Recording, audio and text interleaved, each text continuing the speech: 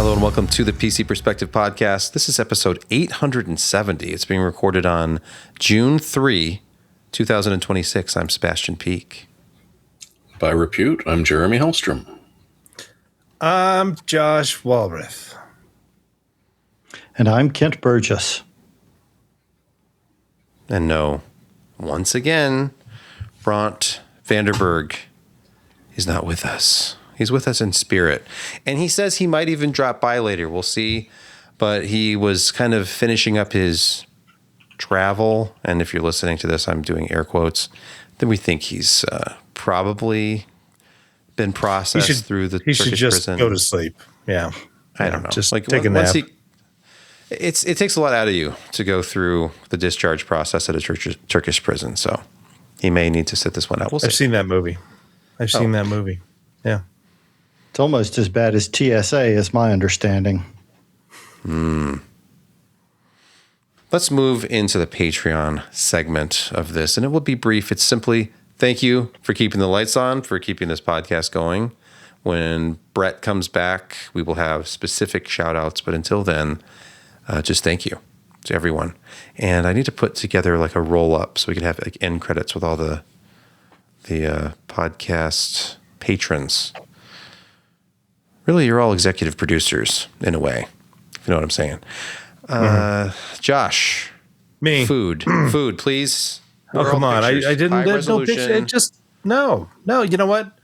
I took it to heart when somebody complains, like, you know what? How many times can we see the naughty or the popper? I mean, you just explain it the same thing each time. So I'm attempting to find new things. And when I get new things, I'm going to share them. So just deal with it. Anyway, the fries weren't that great today, but I got the naughty. But it was well built. They did a lot of jalapenos, and the bacon was good. But anyway, that's beside the point, because I just explained what the naughty was. Moving along. You know, it's CES time. Well, Computex, really. Computex. That's the secret. CES never ends. I'm ordering using Toast, apparently, for Born in a Barn. And the naughty, there's no picture. It's $17. And it's not accepting any orders right now. Come on. Yeah. Come on, guys. Sorry. Okay. Don't know what to tell you. But it was tasty, so. Okay. Well. Yeah. We've all seen it. I know. It's boring. Boring. Yep. Josh's boring naughty bit. Wootalk says, Josh, just find a new camera angle. Yeah, just take a picture from under the burger. Yes. Top down over the burger. Mm-hmm. Side you can only see the very top of the bun over the... Yeah. That's a great idea, Wootalk. I'm pointing to my monitor right now. I can right where you said that. I like that idea. I like it. All right. Really tight macro on just one chip. You know, get in tight with the sesame seed. Oh, now we're talking. Yeah. All right. Let's move to news because it's Computex. We're live from Taipei with Computex coverage virtually. And our first story, AMD. They have been very busy, as Jeremy writes here. They have all sorts of things being announced, refreshed, reborn, re-engineered. Renewed. Repriced. Yeah. And so some of the highlights, we will talk a little bit more about the 5800X3D's triumphant return in a slightly different form, but with the same specs, essentially. And we will also talk about the Radeon RX 9070 GRE at a very interesting price point. But any other takeaways from AMD's announcements? Well, didn't they reiterate that they're going to be releasing the frame gen for 7000 series next month and then Yes. 6000 series next year? There's more than one way to skin a cat, so it's all math. 6,000 series still? Oh, well. I don't know. I feel like they're Because no one stretching can themselves. afford a 7 or an 8 or a 9. They've never been... I mean, a 6800 XT is still a pretty solid card. Yeah. 16 gigs RAM. I'm not denying that. Maybe they're just living up to their promise about the future proofing of the 16 gigabyte cards when those came out a few years ago. I know a lot of people online are often mad at AMD for throwing away support like the original blue 7 nanometer Radeon. What was that one called? The Frontier Edition. Yes, that there are people that are upset that that's no longer really supported, and I thought, well, how many people actually bought those? Actually, it's not GCN. It's Vega. It was Vega. It's the Vega with more RAM. Yeah, but they didn't they release at the beginning of this year a new driver that did support them? I can't remember. Anyway. The new legacy driver. Yeah, people get cranky. Possibly. Wait, what was I've forgotten already the name that they gave to the current architecture, the sort of revision of RDNA 4, but now it's not GCN, it's CDNA is the compute. Right. Yes. Yeah. About the only new slogan they went with. CDNA. Yes. Okay. Well, the AM5 chipset is good for the next 3 years or so. That's right. They said 2029. Yes. Yeah. So that's 3 years, but. And that was released in 2021, right? Yeah. That's kind of insane. Some insane longevity there. Yeah. Okay. But hey. Speaking of longevity, the next part of our AMD news, the re-engineering of the 5800X3D. It turns out Tom's Hardware did some sleuthing, and they found that the 5800X3D's return was not a simple matter because when they moved to the new stacking process at TSMC took the original line SOIC, down. System on Integrated Chips, hybrid bonding technology. Mm-hmm. So with that process offline, we had this long period of time where the 5800X3D was no longer available. And it's back because they re-architected $350. Yep. Yeah, it's back. It's what, June 16th? Or no, 340. No, 350, right. It launched at 360. Yeah. For anyone on an AM4 board or looking to build a computer from scratch and just save money and use DDR4, you can actually buy the best DDR4 gaming CPU out there once again. And somebody asked, and this is a common question, is will that improve the performance of the 5800X3D with a slight re-architecting? And the answer to that is no. It's just a total. It could improve thermals slightly. Possibly. So maybe the boost will be a little bit different. I hope it doesn't. It wasn't like that chip got hot anyway, though. Because it was. Yeah, I mean, it was pretty low clocked. Pretty firmly capped at 120 watts. So maybe it has more headroom now. Maybe it could be overclocked. Yeah, well, it's a great upgrade for anybody who, missed out on it the first time and don't want to go to AM5 and DDR5. Indeed. Keep that memory. Yeah. All right. Speaking of memories, do you recall when the 7900 GRE came out? It was 2 years ago. And at that time, I'll pull up that review. At that time, February 26, 2024, there was a 7900 XTX for $1,000. There was a 7900 XT for $899. Mm-hmm. And then there was a 7800 XT for $499. So they brought out the 7900 GRE for just $50 more than the 7800 XT. Just not to a market near you. Right, not originally, but with specs much closer to the 7900 XT, which was $350 more expensive. So it was a different time, and that's a lot to digest and keep straight in your head, but it was a interesting product because it was a really good value for the level of performance you're getting. You had a lot less memory bandwidth, but not really much of a reduction in compute units, stream processors. There was only 4 fewer CUs. Game clocks were down a little bit.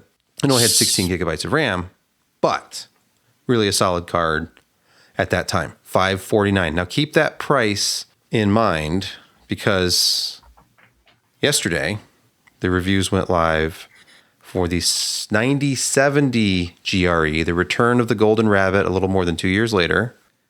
Just like the last one, is $549. But if we look at the lineup, we have the 9070 XT, which supposedly launched at $599. We all know what happened there. Then you have the 9070 at $549, and now the significantly slower 9070 GRE at the same $549. In fact, when I published this review, the 9070 non-XT was selling for about $599 on Newegg for a new card. The 9070 GREs, depending on what region you are in, are more than this, and they are a slower card with less memory. This I described as a sort of ambiguous pricing strategy from AMD because, as you know, they launched the 9070 and the XT at sort of fake MSRPs. $549 and $599 were only when AMD stepped in. I'm speculating here, but only when they stepped in and actually provided rebates. And then the places could sell them for those prices. They were immediately $100 over launch MSRP and often significantly more than that. And currently the cheapest you can get the 9070, like I said, is $50 over their supposed MSRP. So if you can buy a 9070 GRE at $549, it's still only $50 more to get a better card. And I'll just skip to the results here to show you the 9070 GRE in Steel Nomad, for example, a good overall modern benchmark. It's neck and neck with a 5070. So that's pretty good.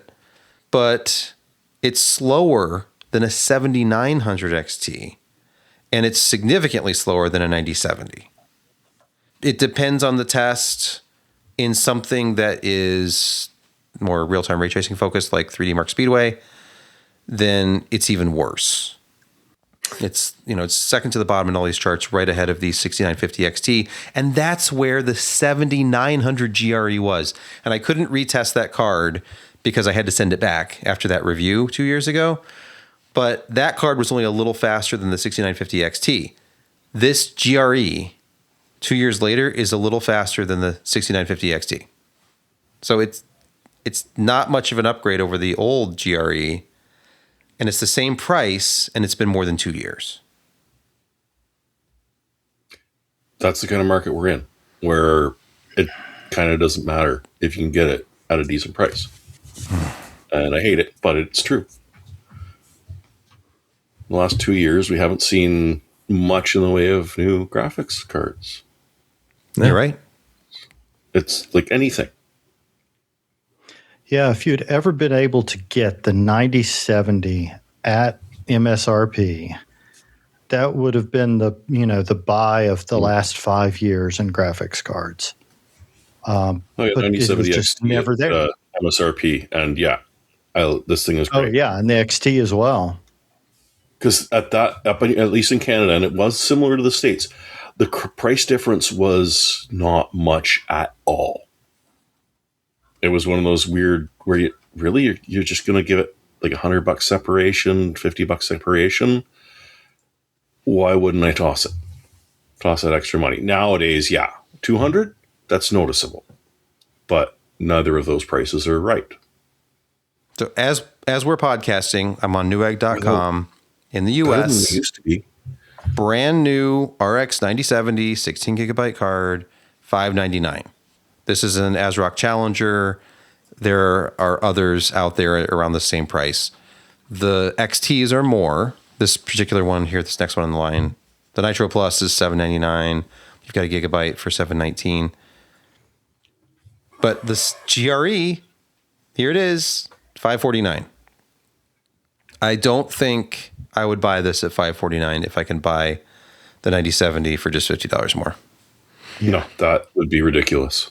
It's like $50 more, and I get faster GDDR6 with more memory bandwidth. Is that the only 9070 that is available? I mean, a lot of people are not, entirely doesn't look like it for reasons, but okay, let me arrange. I'm only looking at new cards because Newegg likes to show you refurbished and used now. So new only, in stock only, lowest price. So we've got the GREs, and then the 9070s, $599 for the Power Color, the ASRock, and then the XFX Swift OC is $639. There's 2 different variants there, 3 different variants. So then it goes up to $669. But yeah, it's where is the MSRP XT? The cheapest XT is $700. It's $100 over $150. Yeah, the supposed MSRP. Oh yeah. So, still, I mean, at least actually, there are GRE cards for MSRP. That's something. It's $50 less. It's in stock, and it'll eventually start migrating. Canada, but I'm not going to bother. I was going to Google what the GRE was up in Canada, but I'm not going to bother because 9070 XTs are at MSRP on Amazon, Gigabyte, Asus, any of them. Okay. Huh. That's just shocking. By the way, one other thing about this card, I was going through the specs to make the little table in the review, and it showed the same 220 watt TDP. I was double checking things on the Tech Power Up spec database, but I ran it through with the usual PCAT hardware pass-through testing, and the combined power between the PCI Express slot and the 2 8-pins actually was 240 watts on average, frequently hitting about 272. So it's not any more efficient. It's the same die. This is all the Navi 48. 48. And so you're losing performance relative to the XT, but you're not gaining any efficiency. And it's not really a better value. So it just adds a logical bit of segmentation to the RX 9000 series lineup, and that's about it. But the pricing makes no sense.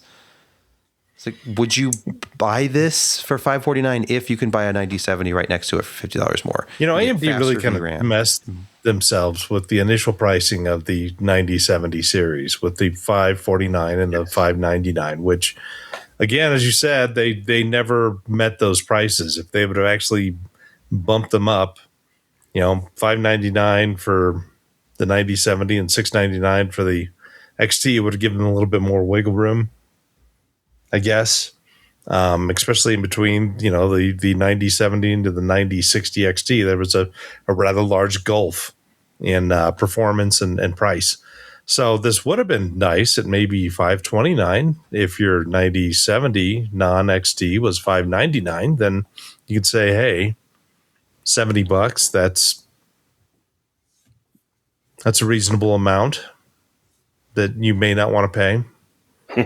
But it's kind of interesting that this does pull as much power as it is. They have decreased the stream units and whatnot, but they did increase the megahertz. So yeah, it's these must be kind of the bottom of the barrel chips that still work at some degree, but they pull a lot of power. A couple of reviewers were having issues, like it was power limited if they tried to play with overclocking. Oh yeah, we can bump the memory up, but now the GPU speed goes down, or we can get the GPU speed up a tiny little bit, but we can't touch the memory because then we're hitting power limits, and the 10% they give it on the driver is kind of anemic to begin with. So yeah, it's not an overclocking card either, unfortunately. I think Josh is right. I think they're just making use of dies they could not release otherwise. Well, I feel like their graphics leader, I can't remember his name, but I remember an interview where he was talking about meeting before the 90 series cards came out, they announced that they were not going to compete on the high end. They were going to focus on the mid range. And he talked about a meeting he had with game designers, and he told them that, they were shooting for 40% of the market share, and felt that would give them the ability to work more with game designers. But, when you talk mid-range, over $600 in most people's minds is no longer mid-range. I mean, for the longest time, that was the best card you could possibly get. And so I feel like they kind of painted themselves into a corner with this by saying, well, we're going to focus on mid-range. Then they came out with these cards, and they're like, okay, well, we've got to sell them at this, but we're not going to make anything if we sell them at this. And the partners aren't making anything selling them at $549 and $599.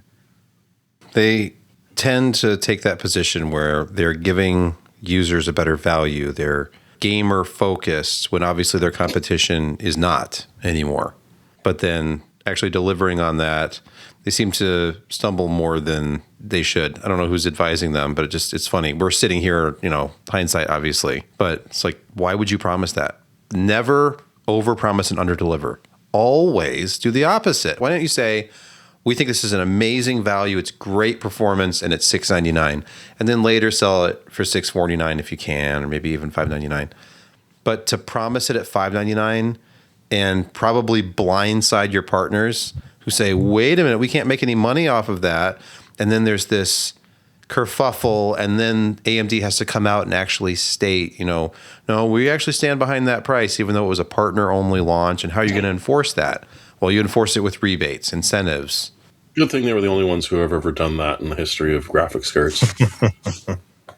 I just don't understand why they didn't have an AMD card, like an MBA, they called it, a made by AMD, because that way you have the token product that sells for an imaginary MSRP, and then the partners sell their very, very modestly overclocked cards for that $1,500 premium. Immodest price. Right. You do a 3% overclock and then charge $100 more for it because it's the overclock model, which is fine. That's what everybody does. And you can look at Newegg and Amazon and go to Micro Center and look at every $20 increment. But yeah, we still don't have MSRP cards other than probably some in-store only Microsoft or Micro Center deal. And Brett's not here to tell us about it. There it is. Let's move on to the only company that really matters, right? NVIDIA, because they're reinventing the personal computer. We can debate over the price of graphics cards for gamers, but if you're not using an NVIDIA RTX Spark, you're not winning. Yeah, you need to get on this train because Jensen said this is the future of computing. It's telling your computer what you want it to do and just having it do it. In the background, 24 hours a day. Listening to just everything. Grinding away. RTX Spark. And if you don't give it some work, it's going to get bored and it's going to start doing its own thing. So you got to keep these data centers busy. NVIDIA and Microsoft reinvent Windows PCs for the age of personal AI. So get ready. I mean, the NX1 is RTX Spark is well, the NX, I think the chip is called NX1, right? Well, there's the NX1 and there's the N1 and N1 Next. Yes. Yeah. So basically, it's a RTX 5070 attached to a 20-core ARM-based CPU. It's 10 Cortex X 925s, I think, and 10 Cortex A 725s. I mean, still newer cores in the stack. And tremendous amount of L2, L3 cache on there, and working with ARM has been working with Microsoft for quite a while through Qualcomm and their other partners, so it should have pretty good software support right off the bat, and it's a pretty solid looking chip. It uses NVLink to communicate in between the 10-core, 20-core CPU and the RTX GPU core. So and it's got what, a 256-bit memory bus running LPDDR5X, I believe. So it's going to be a fast chip, and it's it's in a mobile form factor with the RTX Spark, the DGX Spark. That's right, correct? Is the box that is a little higher TDP, uses, I think, essentially the same chip. So yeah, his vision of the future is disaggregating, the CPUs and the GPUs, have them tightly, bonded together in reasonable TDPs instead of, maybe just buying a graphics card to upgrade. I don't know. I mean, will those things ever go away? I'm not sure. Are they pushing this direction? They certainly seem to be. I don't know, but it kind of stinks because this is going to be like a $3,000 to $4,000 laptop, because it's, they've got the 128 gig version that they're really pushing. There should be lower memory versions, but yeah, the idea is to, have your OpenClaw, personal assistant running on this thing all the time and just running in the background constantly, doing work that you have assigned it to do. And that's, they want that kind of edge AI that you're paying the power for, and you pay the upfront hardware costs. And you're the guy doing that instead of their big token factories. Partly to the point of David in our YouTube chat, but my thinking is that if you're going to come out with a new platform like this, of course you would come out with the Halo. You want all the benchmark wins. You want wins against the Apple Mac, like the Mac Studios of the world, because they're partnering with Blackmagic Design, for example.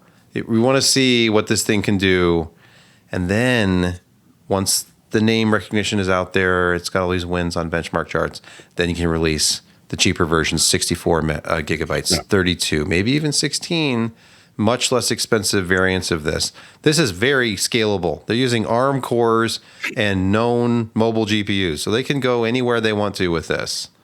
The key is the software. So if they've been working closely with Microsoft on this, and we're finally going to get a commitment from top developers to have good updated versions of the apps we know on x86 Windows over on ARM Windows, all of a sudden, Windows on ARM is a viable alternative, and it's going to be more efficient, and you're going to have an incredible performance like people enjoy on the Mac side of things. I edit this podcast and recall on a Mac will Studio. Work so much better. Maybe. I edit this podcast on a Mac Studio, and the performance in DaVinci Resolve with that, even though it's an older one, compared to the workstation I had built with I think it was a Xeon based, I don't remember what it was, but it was like a high end desktop system, an 18 core that I was using before. It's night and day. There are alternatives out there from AMD that would get me most of the way there, but the hardware support is tremendous. So I would need to do some more reading into this to find out if there's going to be like hardware HEVC, like do you have ProRes support baked in like Apple does, things like that would matter to somebody doing like video and production. But it's just get your LLM to program it for you if it doesn't have it included.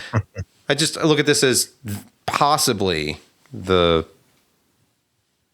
thing that actually got us onto ARM. The thing that I can't speak very coherently. You know what I'm trying to say, Josh, though? Like, we've talked about Windows on ARM for a long time.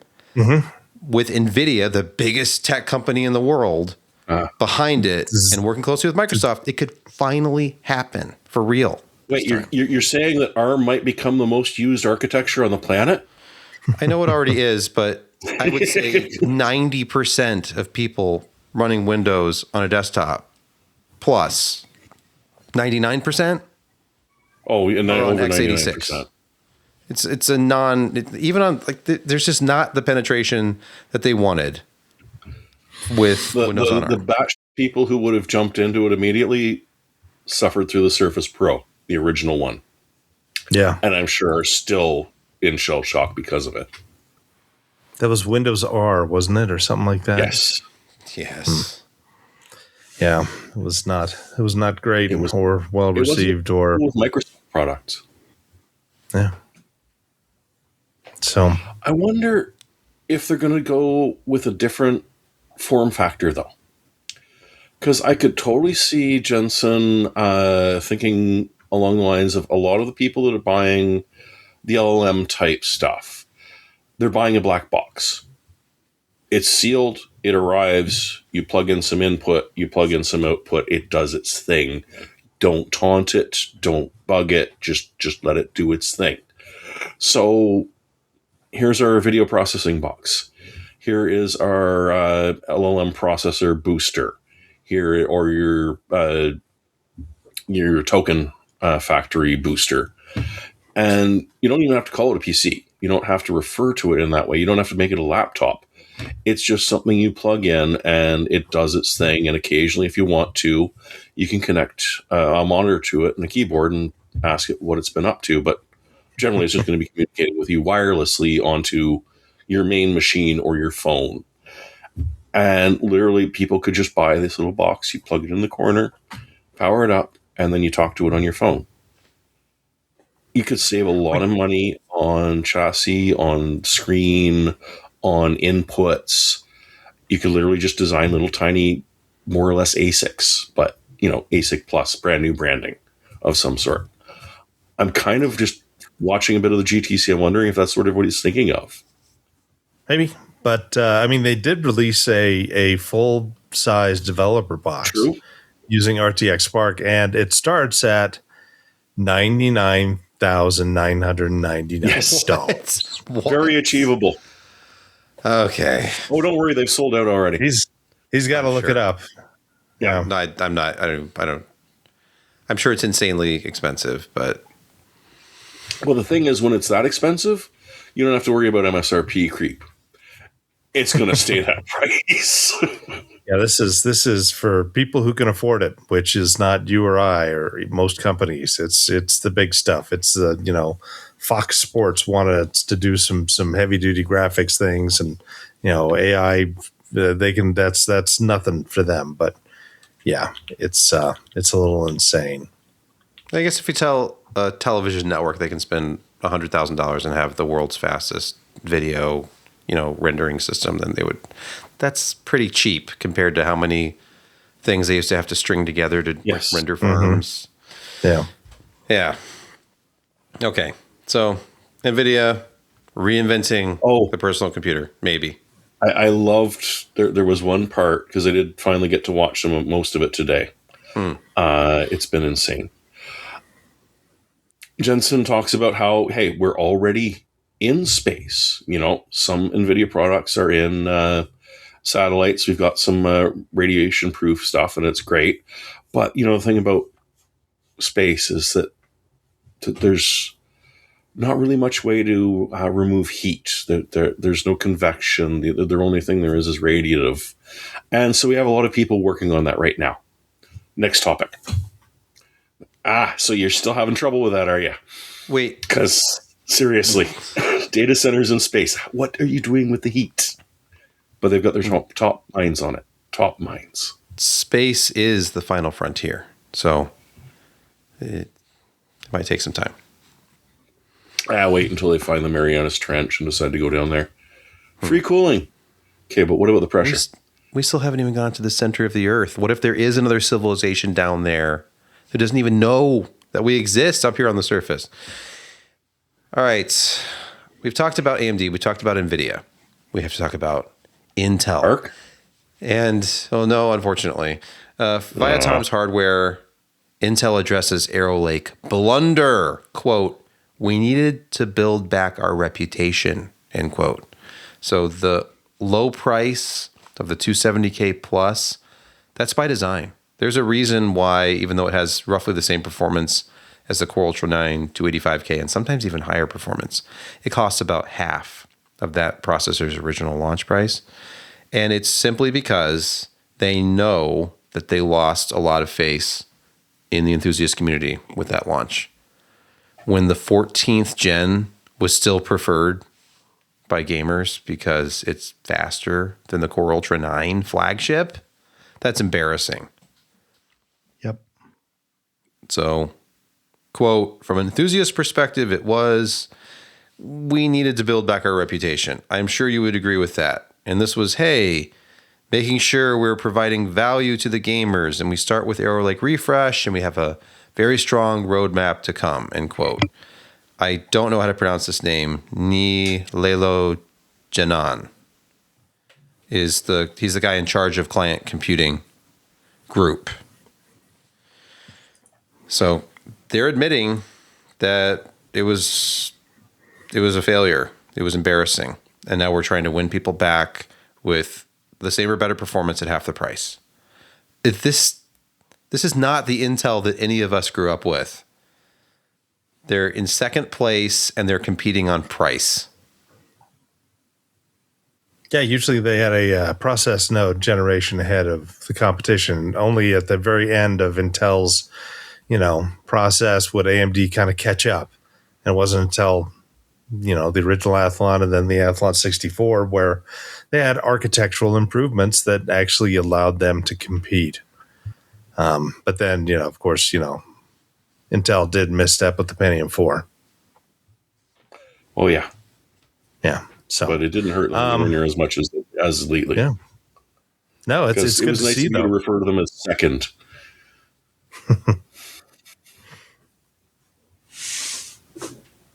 Shall we move on? Let us. Now, Intel would like us to.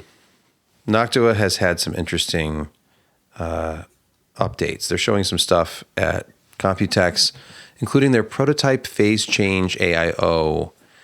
And this is actually getting closer to release. Is this not a pumpless design? They're not going to pump you up? No, if it's doing phase change, yeah. It doesn't need a pump. No, it needs a pump. But phase change is the it's what if it's got a going compressor? from liquid to a gas, and you are able to absorb a whole lot more power.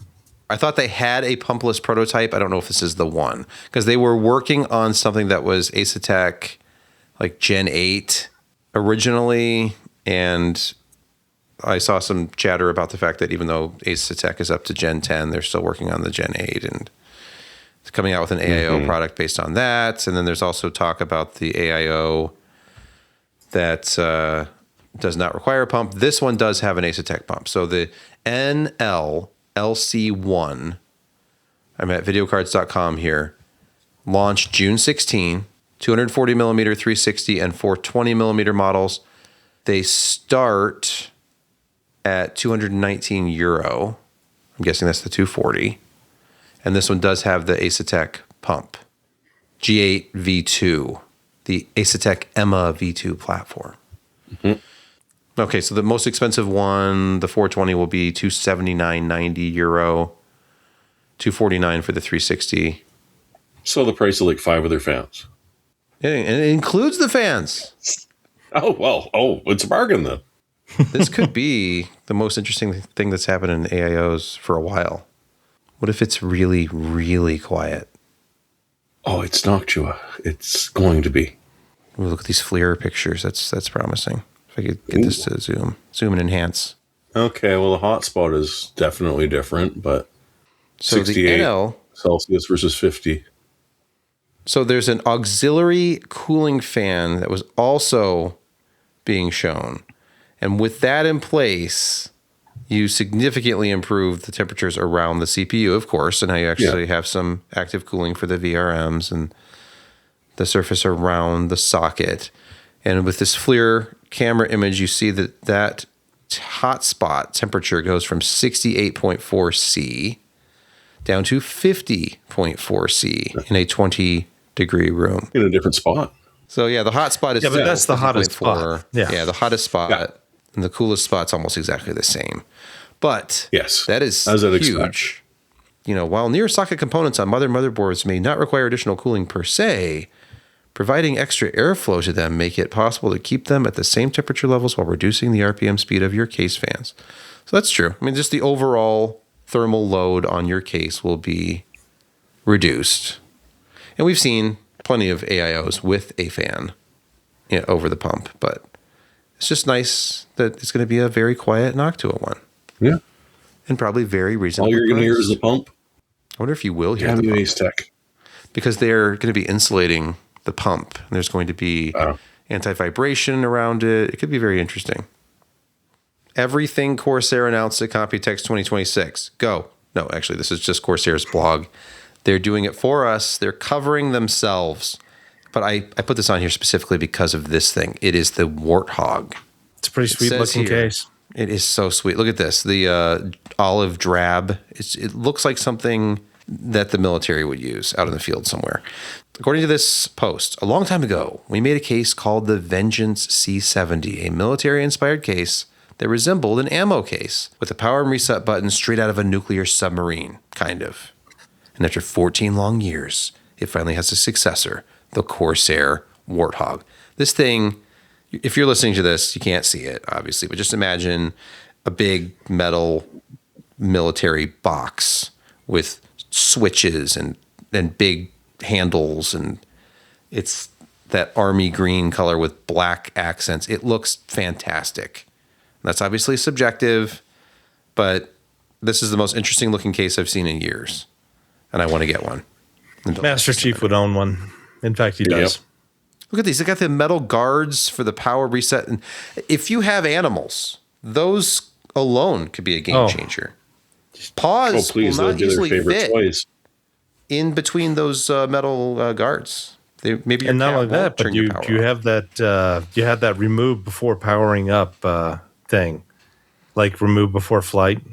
Yep. Scroll There's up, a tag. scroll up. If you see the tag in the bottom, remove before. Yeah. What if this has a key? That'd be sweet. Well, it's a USB key, but still pretty cool. Dang it. All right, well, I don't have a physical key. So if it ships with out-of-date drivers. I can never, actually use my computer. Wow. So other announcements. Look at that HX. Go back up to that power supply. There you go. Is that crystal? Look at that. It has a acrylic side, so you can see those Nichicon capacitors in there. Content or whatever warning: only people 19 or older should be looking at this porn. Because it's a PSU you can see the inside of. Wow. Yeah. It's also got the IQ Link controller in it, so you can connect all your Corsair lighting and fans up to it, and you don't have to do another add-in board behind the motherboard, and you can just control everything through software from there. Kent, that is an underrated feature. I didn't even think about that because that was my number one complaint about iLink in the past. They would send out these kits for review, and it was another box to integrate somewhere in the mess behind the motherboard, and when they'd have a revision to it, I dreaded it because it's like, okay, I've got to pull this one out and all these little cables, and that'd be nice. They could just, why can't they just use USB? Why can't iLink just be USB-C? Well, it is based on USB. I know, but just like every fan just has a USB-C port and nothing else, and that handles the lighting, the power, everything. Yeah, but then you got to have a controller in the fan. And put a controller in it. There are controllers in every USB-C. Oh, what am I saying? Like there are little controllers in like those USB-C DAC adapters, like 3.5 millimeter adapters. You've got yourself a little DAC. You've got possibly even power supply circuitry in there, or maybe they're just borrowing power off USB-C. I don't even know what I'm saying. But USB-C ports on fans. Some LCD screen that also doubles as an AIO cooler. These are getting kind of out of control. This is the size of a large phone now, or at least large by 2016 standards. Yeah, if you like to keep track of things like temp and whatnot, I mean it's handy that way. But I've got one of the Asus ones that they had sent that it's got the LCD on the front. It's just it's kitschy. At some point, you're just not going to have enough space. Depending on where your slot 1 for your graphics is, where is this going to fit? So you put this in an AM5 system. do you have enough room for this? I'm sure they've allowed for that, but still, like, not every motherboard is going to like a massive pump screen assembly like this. But it's a nice thick. Look at how thick that radiator is. Nice. That is thick. 40 millimeters thick. Mm-hmm. That is. Those will be some hefty fans. That's girthy. Some high pressure, high static pressure, if you know what I'm talking about. Yeah. So more exciting Corsair announcements were also made, but you can go to Corsair's blog and just Google everything Corsair announced at Computex 2026, not CES. I know. I keep making that mistake, obviously. Younger people may not remember Computex used to happen in the summer in Chicago. I'm sorry. Let me take that from the top. Younger people may not remember this, but CES used to happen in the summer in Chicago.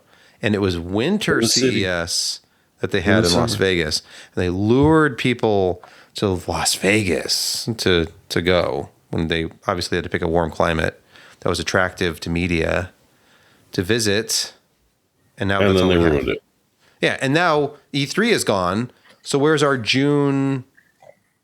Not to mention Comdex has been gone for the past, almost 20 years now?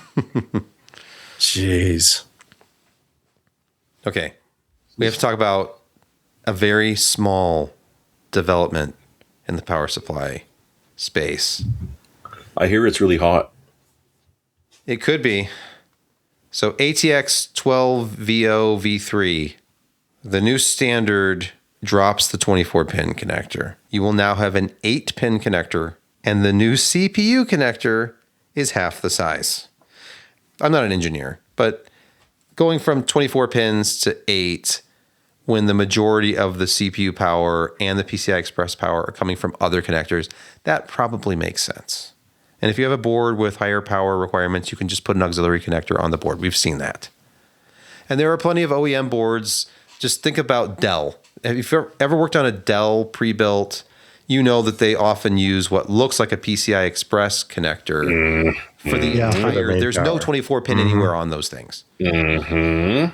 So, okay, that makes sense, especially for less power-hungry systems. But that tiny CPU connector bothers me, and it has a more robust look to it than 12-volt high power. But as systems become increasingly power hungry, why are we shrinking these little plastic? It's almost like they didn't learn a lesson from NVIDIA. Yeah, it's because people stop buying new systems. You keep using the same system for years after years after years, and don't buy new ones. So, the thing is also, not only are they making it smaller, but the length and the gauge of the internal connectors are also smaller. So why are we going this direction? Do they really think that using the same computer all the time? It doesn't die. It's a nice idea, but where is the real world impact of things like the backside connector? It seemed more of just a novelty. The vast majority of people are still using traditional power supplies. They're still connecting things on the front. And now we're going to have these undersized connectors. Yeah. We'll see. No, it's literally designing a flaw into systems and incompatibility as well.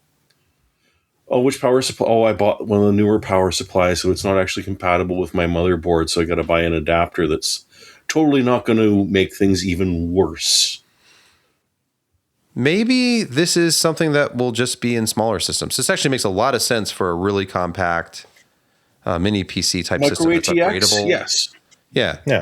Like mini ITX, that'd be amazing. You could fit another M.2 slot on that board if you don't have the big 24-pin. And that would make sense to me. So maybe, especially if it's like, no, up to 65-watt CPUs, don't go crazy. This isn't for, workstations. But we'll see what actually ends up happening. Maybe enthusiast boards will still use the 24-pin for years to come. Yeah, probably. Jeremy, I really wanted to talk about this story because it seems absolutely insane. You wrote this article about Qualcomm's Cristiano Amo going full Borg. Did he really quote TNG? Is it really resistance is futile? 6G will be required. This is the AI revolution. And not just, a couple of places that, we saw Fortune magazine is even. This is the direct quote. If you actually believe in the AI revolution, 6G will be required. Resistance is futile. You will need 6G to be able to turn everything on the planet into something that is essentially a walking camera. Maybe not a visual camera, IR, sonar, radar, whatever. It's going to take a picture of its surroundings. You're going to know exactly where it is and where everything where it is around is in space relative to it, and so on and so forth. And it will be always on. And indeed, Qualcomm is looking forward to the deviceless AI agent. It is the AI agent that will be tailored specifically to you, which will be tied to all of your devices, not just one of them. It will follow you from your phone to your toaster to your bike to your scale to your podcast. It will always be there watching you. And probably not phoning back home to the mothership at all whatsoever. And they're running into huge problems because a lot of people are like, okay, 5G's rollout is being annoying and kind of expensive, and a lot of people aren't seeing a huge benefit to it. So if you're trying to shove 6G rollout down, which from the looks of it is also going to be rather expensive and require some changes, there is no killer app for it. Well, the killer app is the Panopticon. The killer app is it will always be on. It will follow you everywhere. And, thanks to GTC and the insane drop in price for inference, they will actually be able to listen to your conversations, troll them for data, and, turn it into money-making things without ever having to lift a finger. They just have to toss a couple of bucks into that big data center pool. So yeah, Qualcomm fully went out, and this was at Computex. They have an earning investment meeting on June 26th. Of course. Where the filters actually come off and they talk about how they're going to be making money. So they're going to be interesting. I hope there is the kind of pushback that I expect from this, because let's just think about this for a second. Let's there's a lot to unpack here, as they say. 6G, already red flags going up. 5G, not exactly universally popular. Loved? With the United States population. There are people who don't trust it. It is a hot topic in certain circles.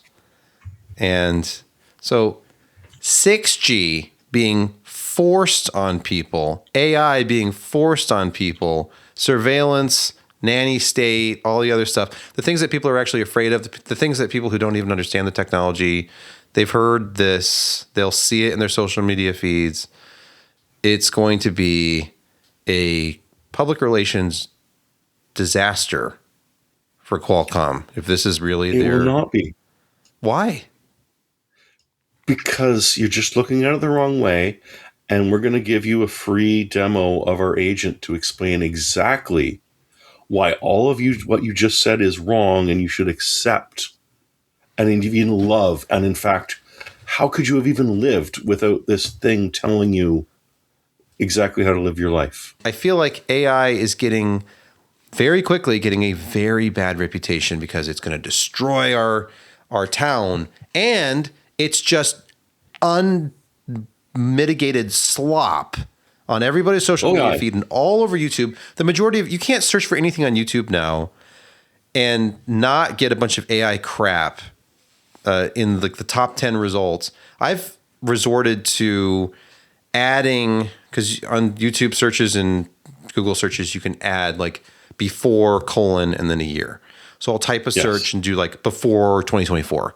And that gives me a much better chance of finding a video that was actually narrated by a human being about something. And I've taught my son how to search on YouTube now and Google to try to find things that are not AI generated. And of course, Google has added some flag, like a little card that's supposed to show you if it's AI generated. And I was at my in-laws' house the other day. This rant continues endlessly. And on my father-in-law's Samsung TV that does not have an up-to-date YouTube app on it, there are no cards displayed. I don't think there's even a way to turn on displaying cards. So he doesn't see that as he watches 78 AI-generated videos in a row that all recommend more AI-generated videos. And he's seeing the stuff and thinks that it's real. Hey, have you heard about this? That's fake. Oh, what about this? That's also, what are you watching? But there's certain people who don't even realize that they're watching something that's AI generated. But then I think the people who are starting to get the AI fatigue, and then it's not just this imaginary thing. It's in my hometown. Microsoft is in my hometown trying to build a data center right now. And we're being told, they are. It's okay. It's only going to take up 250 million gallons of water at first. And then it'll be fine. What do you mean at first? Oh, the first day. It's just the first day. It's fine. The second day, that it'll be the same. But the third day. How much is the actual storage of water? I mean, it's not as processed. Not 250 million, but no. Well, it's But it is significant. But there's a very simple solution to NIMBYs, especially down in the States. You throw money at them, and suddenly they stop complaining, regardless of how bad it is for their own well-being. And there's a lot of money in data centers, and these data centers are being built. And it's going to happen. And it doesn't matter that you need them or not. The people who invested in that data center need that money. I'm looking at what 6G even is. I've done zero research about this. 6G is dependent on machine learning and AI to manage networks, allocate spectrum, and optimize services. And it has a whole bunch of potential communication protocols, just like 5G does. 5G is not a technology. It's just like an idea. Like, we want faster speeds and less latency. So here are at least 3 different ways we can do it. We can either do dual LTE streams, like enhanced backhaul. We can do millimeter wave, which is the one that people freak out about because it's microwave technology, even though the AT&T's been using that since, I think, the 70s for long distance trunk lines. But there's all these different technologies that they're going to potentially use for this 6G. I think between the fact that it's AI dependent and there's just 5G itself has such a bad name. This is disastrous. Well, you know how branch prediction worked out so well for PCs and security. Don't worry, AI prediction of packets on the 6G network will be brilliant. Because that is one thing that no one has talked about is security. Qualcomm didn't mention it. Jensen skirted around it. There's if they plan on everyone knowing everything, then security won't matter, right? Let's talk about a NAS. No, let's not. You missed one. You missed one. It's okay. Yes, Josh, please tell us about the thing that you added. Hey, a positive thing that came out of this, the world's first triple mode QD-OLED gaming monitor. It supports kind of natively 3 different ways of processing. So 4K 360 hertz, 2K at 520 hertz, and 1080p at 680 hertz. And it's all on the QD-OLED. It's the pentatandem. I'm not sure what that is, but it's a different way to display colors. It doesn't have any of the AI stuff. I mean, other than just the basic AI care sensor, which I believe is a brightness and auto bright thing. It's a nice overall 32-inch OLED monitor. It's probably not going to be inexpensive. but it's one of the more interesting new monitors that we've kind of seen. So it's nice. RG stripe with the white subpixel. That is awesome. And it's got the dark armor film. This is very similar to what Asus ROG was doing with their last, I wonder if it's the same panels, because it's the probably WOLED, OLED. So it has the RGB stripe, and it has the special coating that provides deeper blacks and better reflection. And helps you with the, what is it, HDR 8000? That's just crazy.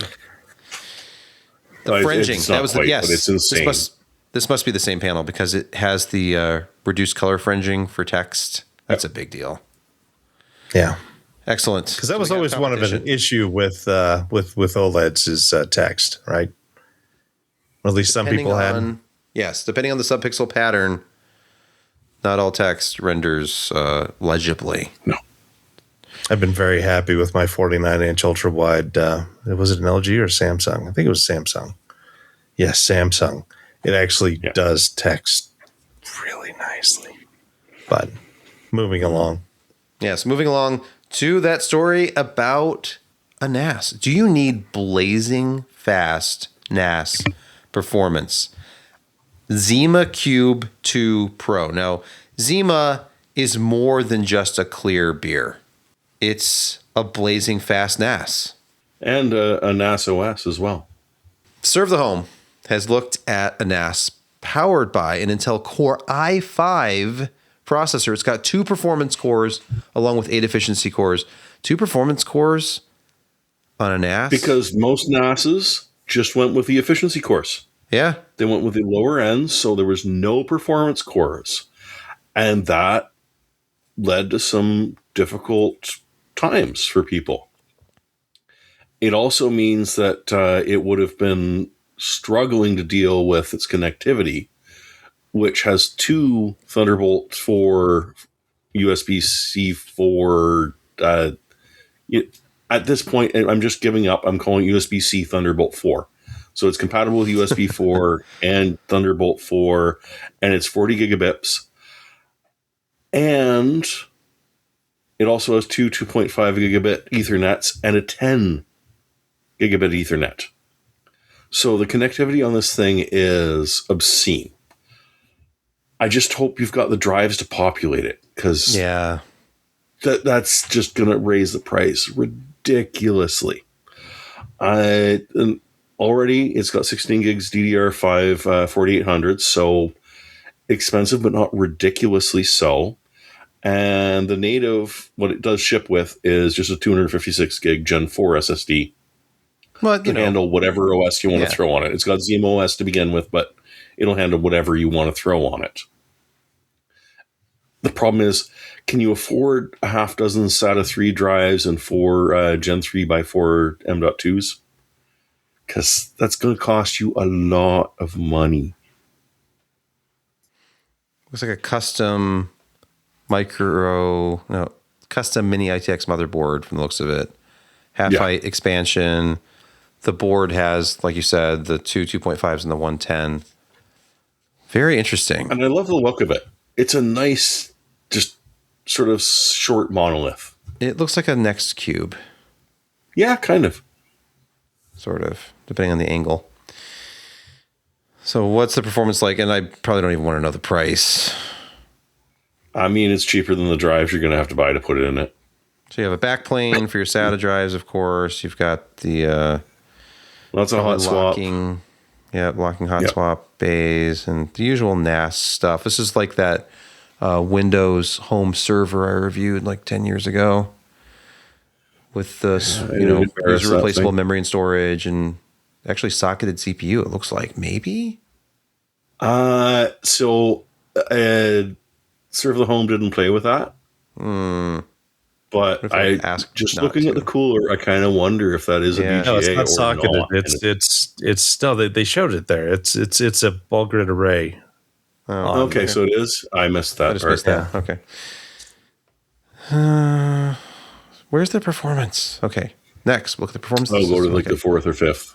Yeah, you're right. It's right there in front of our faces the whole time. Sorry, Josh. Well, someone noticed it, but Okay, for bypassing Geekbench. Yeah, no, I just jumped to the performance and not a then reliable moved on with benchmark. my nightmare of a day. For various reasons. That's all they tested was Geekbench? Oh, well. So they were impressed. What's the price? Oh, $1,300. Yeah, that's for not a pro horrible. model. That is not that bad for what this is. There's a non-pro model for $500 less. And that has no P-cores, so not worth it. Okay, so it kind of just defeats the whole purpose. Yeah, the whole idea was the pro version of the Zima Cube 2 was actually interesting, or at least briefly interesting during the nightmare that was my last week, month, year. It's June, apparently, somehow. That's what when it starts getting light out at 5:30 in the morning. It's getting close to that whole summer solstice. Hard drive prices. I knew they were high. I haven't looked in a while. Oh, I don't about that. I don't need 28 terabytes. I'll just. How about 20? 20 is probably a lot cheaper, right? Like $300 last time I checked. $669. Yeah. Even if you wanted to shuck it from an Elements, that's $586.99. Yeah.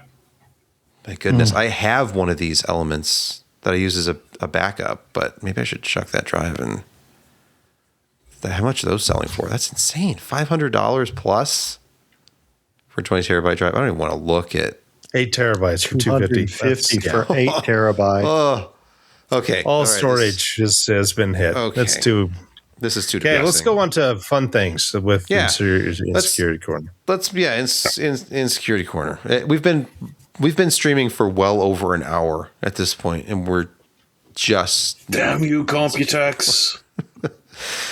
Welcome to Insecurity Corner, your weekly reason to drink. Our first story. See, it's not much fun without Brett. No. So I just went for things that literally came out today. This is not even the worst of the security from the last time that we listened to us, or even just the highlights. This is just today, because I don't got time to go back at this point. It's fun. So First off, one of our common stars, VS Code, co-starring GitHub, another one of our favorites. This is a wonderful 0 day on Visual Studio Code, which if you click into a link, starts filling in commands into your VS Code instance that you're not doing or even noticing, immediately grabbing every single one of the tokens you're using to verify onto the GitHub repositories that you own, so that whoever it was that just gained access to those session cookies essentially can now do whatever they feel like to that GitHub code until they rotate. And again, this is just, you've got VS Code open, you hit a website, and it starts typing stuff you can't see or stop to be able to fully grab ownership, or at least temporary ownership, of your repositories or any that you've got edit levels to. Make those changes and just spread itself in its merry little syphilitic way. Next up, Acer. We told you, don't hard code credentials. We told you, but did you listen? Oh no, we're too good for that. So if you're using one of their mesh routers, specifically the Wave 7 series of mesh routers, there's two of them, 2 0 days. One lets unauthenticated attackers get access to some log archives on your router, which apparently store your credentials in plain text for their convenience, not yours. It's just brilliant. It's literally something inside the firmware that gives your login credentials to whoever it is that wants them, even if you change them. But don't worry, they also hard-coded a cryptographic key into the frickin' router, which will let anyone who has the knowledge of what that cryptographic key is persistent backdoor access to your router. Turn it off and on again. They still have it. They will just keep having it. They can even back up your router settings so the next time you reboot, they can just restore it back to the way they preferred it to be. There are some firmware updates for other issues. The firmware update will fix the first of these issues that I mentioned. The other one, they're planning towards the end of the month, hopefully, which generally means that, oh crap, they're hard-coded, and that's really hard to flash out. That's non-trivial to fix. So, again, just companies, anyone listening, don't hard-code anything security-based except maybe a seed for an algorithm. Even that's not great, but just don't do that. The third of the joys for today is Android. And, of course, Linux. A bunch of the stuff that we've warned you about over the past month, these horrific exploits, which are affecting just about every Linux kernel from like all the late 4s straight through the 5s, are now being actively attacked. People are out there doing it, and if you haven't patched, or Lord forbid you've forgotten about some little box somewhere on your network that does some heavy lifting that you've just forgotten is still there and haven't patched, yeah, it's being exploited pretty much right now. Google did release something for Android. I'm running a Pixel 9. I still haven't seen it, so we shall see if that actually does flow through. But these are a bunch of the vulnerabilities that Brett and I have talked about over the last 2-3 months. They're out there being exploited right now at an alarming rate because there's a lot of boxes that people don't want to reboot, that people are told not to reboot, or that you've straight out just forgotten. The last part of Insecurity Corner is kind of amusing, at least to me. Because you know how, as a Mac user, sometimes you use Office. And so you bought that actual physical copy or the perpetual license of Office 2019 or Office 2021. Well, Microsoft has come up with a great new way of securing that, since you've refused to go to the subscription model. And instead of just saying, well, we already paid you for permanent use, why do we have to pay you on a monthly basis? They're no longer letting you you're allowed to now open any file on Office for Mac, but you can't edit it. We can't save it. And if you try and do the internal share, it's just not going to work. They've gotten really annoyed that you ignored their end of life. They've gotten quite upset that you're refusing to subscribe to Office 359. And so, in order to secure the vulnerabilities which are present on your system right now, they're just going to cut off your ability to use it. Isn't that special? Well, thank you for your very streamlined Insecurity Corner segment. I like that format. Let's have a gaming quick hit just to kind of get the taste out of our mouths. Zero Space. What is this? Well, it's an RTS, except it's a Mass Effect-like RPG, except it's a 4X game. And if you look at... Does something, strike you as familiar about the tank and the big buggy thing there? They got one of the original guys from Homeworld, Aaron Cambeats, to work on some of their bigger mechs. So they've got some... The trailers that they've shown, there's some of action where stuff is moving around, and it's like, yeah, I've seen that before. That, oh, right, yeah, Homeworld, dude. So I don't know. This could be like the recent release game that tried to shoehorn everything in and is actually slowly patching its way to playability.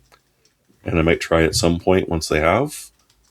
Because if you're trying to do StarCraft top-down fighting, or maybe Starship Troopers top-down fighting, because it doesn't seem to be humans versus hordes of bugs. But at the same time, they're saying that, behind the scenes, when you're doing things, you'll make choices, and choices matter. Rock, Paper, Shotgun refers to it as like Mass Effect-like, so I'm guessing the choices matter in a cosmetic way at the end of the game. And PlanetSide 4X type permanent map where you're fighting battles to take territory and lose territory.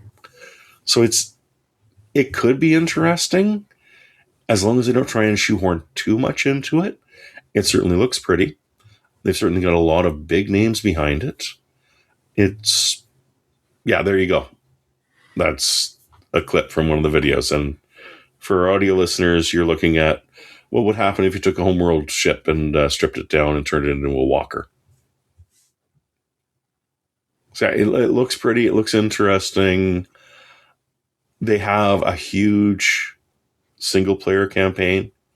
So I really love that fact, which is why I brought up, why I posted that there. So, yeah, we will see how it goes. No release date that I know of as of yet, but keep an eye out for it. It will either be a garbage bag full of just too many things that they snip pieces off of and tried to shove it together into a single conglomeration, or, hey, it could be really fun. Thank you for that. Who has time to play games? Who plays games anymore? Not you, Mr. I never finished Skyrim. Never. He's a racist. He races quietly at night. Oh, race. I see what you're saying. He races. I did get Forza Ryzen 6, so it's a good game. I see you pop up every once in a while. Yeah. In that 14 minutes I have where I still have enough energy left to try and game a very, very low energy game. And yeah, I'm going to go to bed. I'm very interested in the new 007 game. I've heard very good things about it so far. I've not picked it up just yet, though. Are you going to be able to pick it up? Indiana Jones is another one that apparently is quite good. Yeah, maybe we should I'll pick that up on sale. Playing games as a staff. We should all play games. And we had that big racing thing, and a lot of people showed up. Remember that? I think I linked that some episodes back. I don't know. Well, you did. You had a whole... It's like 3 hours of pretty serious racing. And dirt, rally.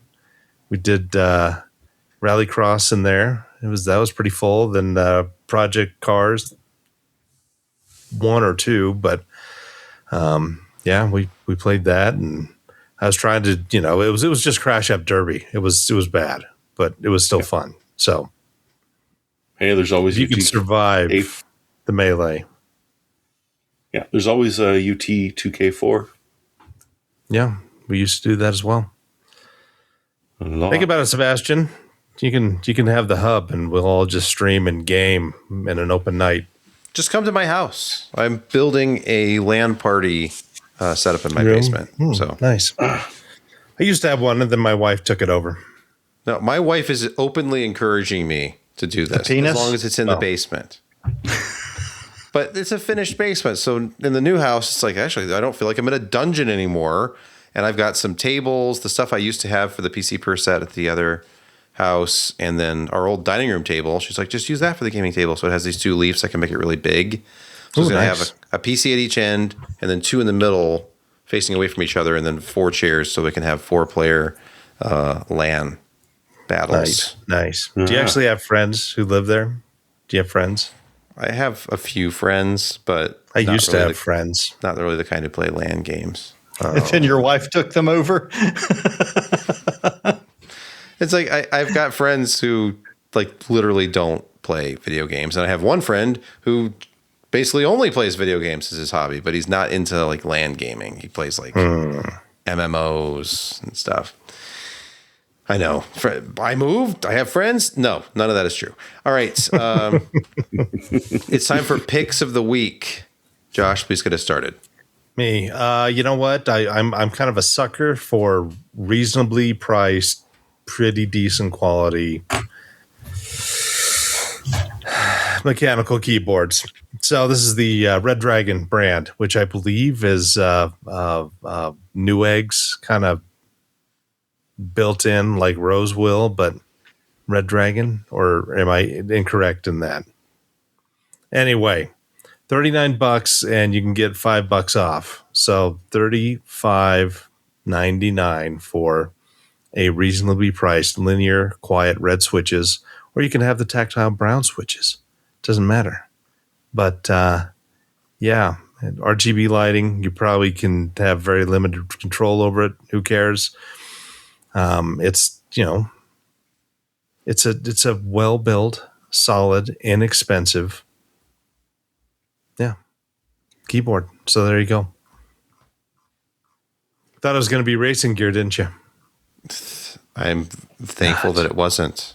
Yeah. All right. Not that we don't all love hearing about $400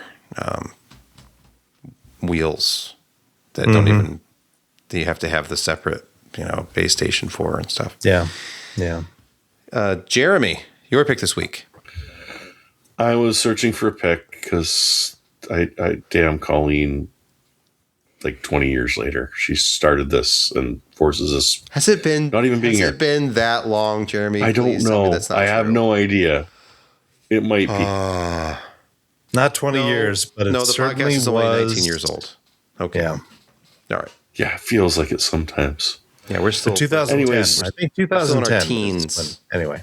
Oh, when Colin did it? Okay. That's okay. Yeah, that's almost old enough to drink, at least in Canada. And so I fired up Newegg. Just, okay, do you have anything? And it gave me something that looks very, very suspicious.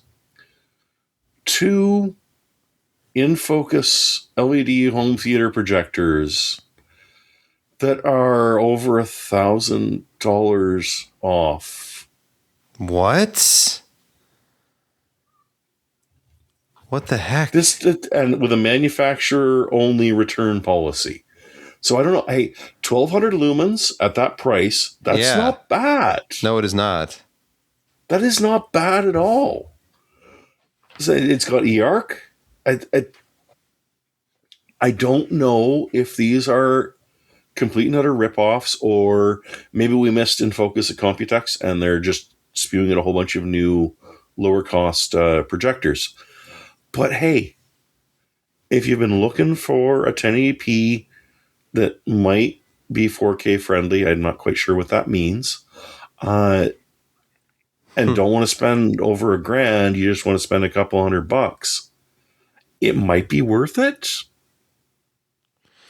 It's from Newegg. Yeah, this is It's not from like a weird overseas.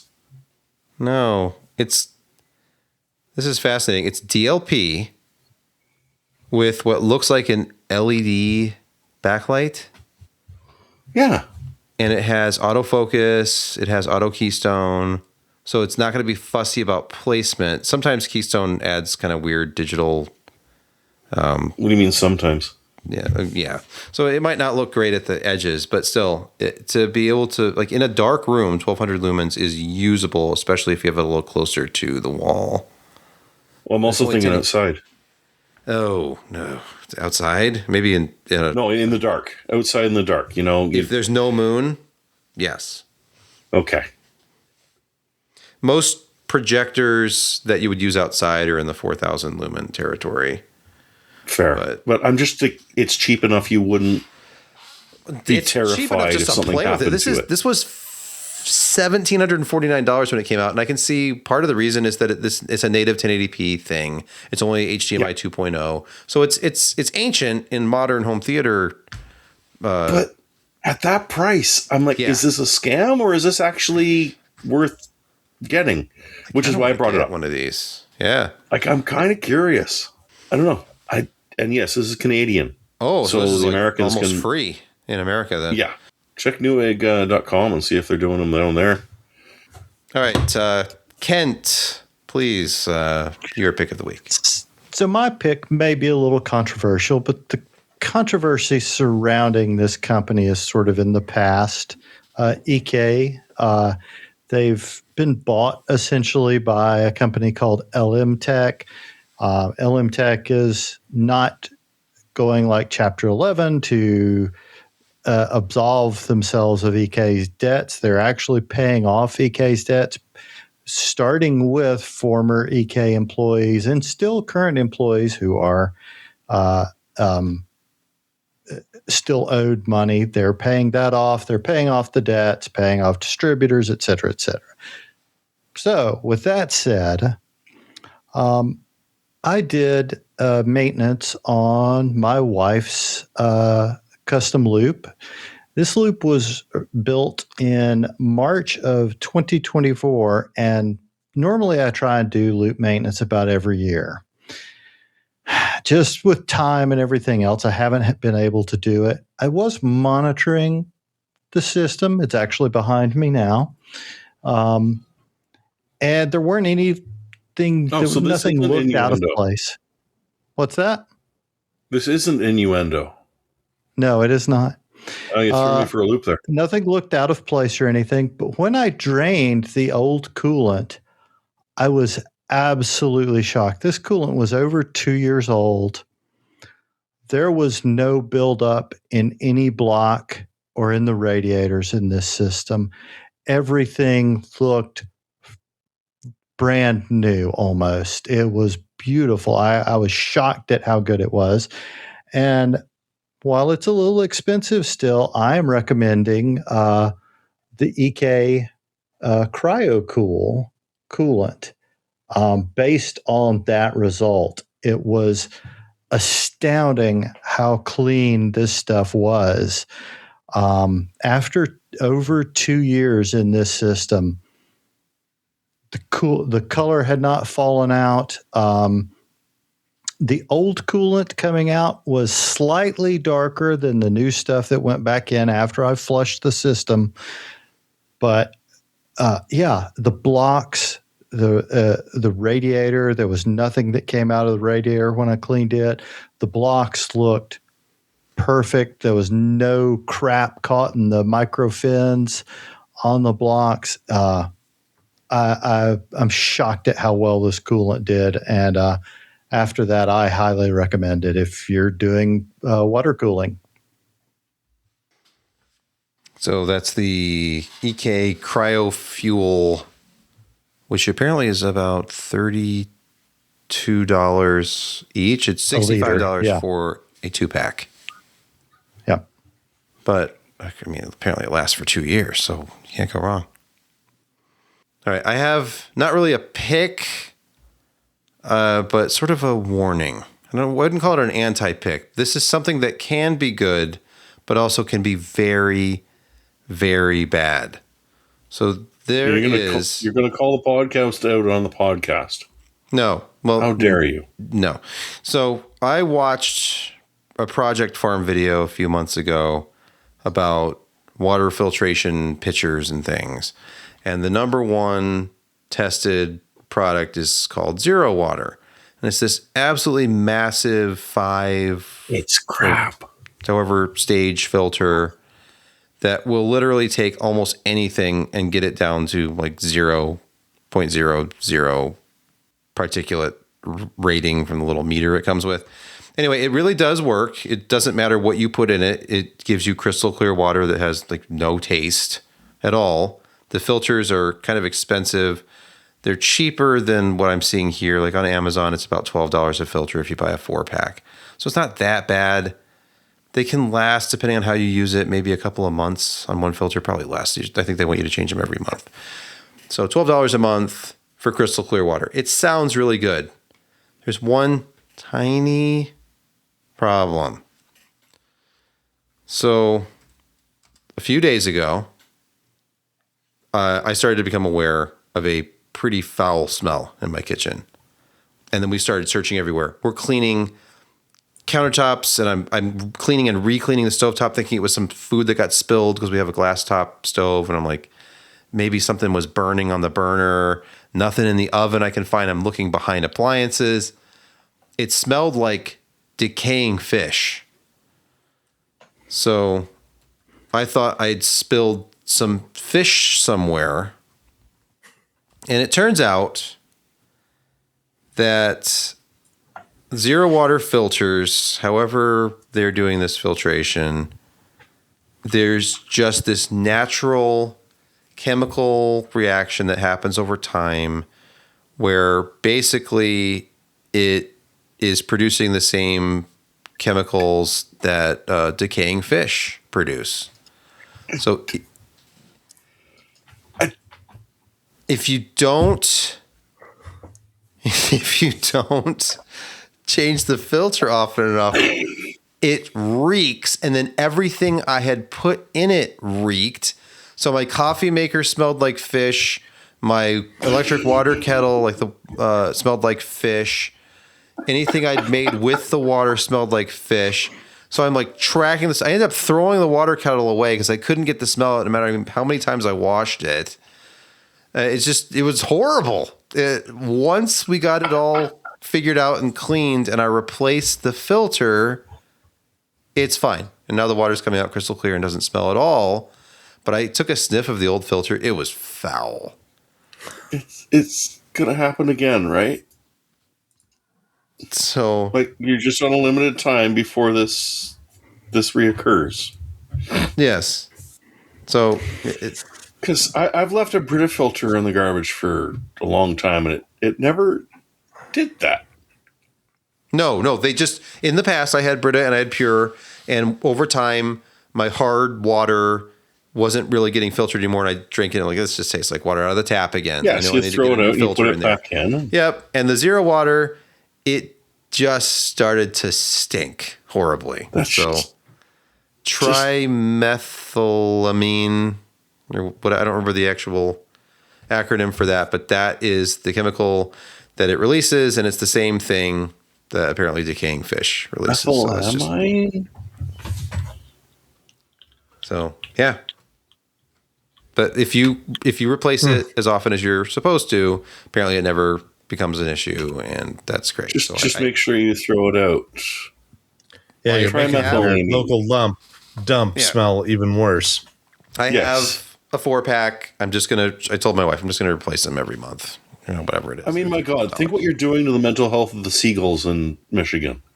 They're diving down into the dump thing and, this is a big deposit of dead fish, only to find your used water filter. Then they eat it and die. And that's, it's a seagull. There's more. All right. Well, on that note, and what better way than water filters that smell like decaying fish to end our podcast as the jazz music begins to play, and it's midnight right now as we record it's late. This. I've been up since 5:15 this morning. You've gotten a little sun, so you're probably a little tired again today. I mean, I didn't get baked in the sun. I mean, I got sun baked without the benefit of even a light beer. So that is all that I have to say. Any other comments from anybody? None. Merchandising.